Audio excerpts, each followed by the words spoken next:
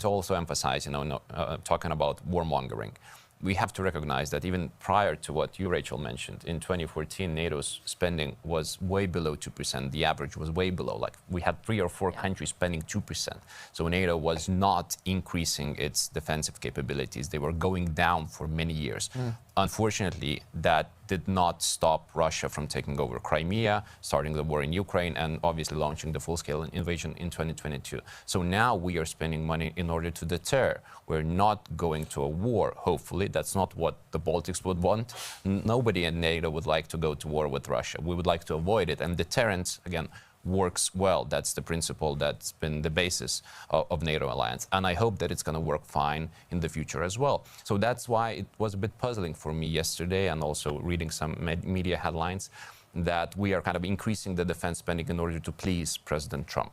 No, we agreed on NATO regional plans in Vilnius and then in Washington DC in order to be capable of defending in case of an attack. And in order to fulfill those plans, we have to have the necessary capabilities. And currently we have a huge gap in most of European countries because of the underspending on defense, again, for decades prior to 2014 and 2022. So we have to fill those gaps by spending more and by being ready for any eventuality. Then maybe in the future we could also decrease the defense spending because the geopolitical circumstances would change. But that's not because of President Trump.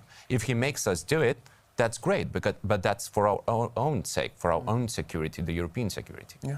Did you want to? Yeah, but just to say that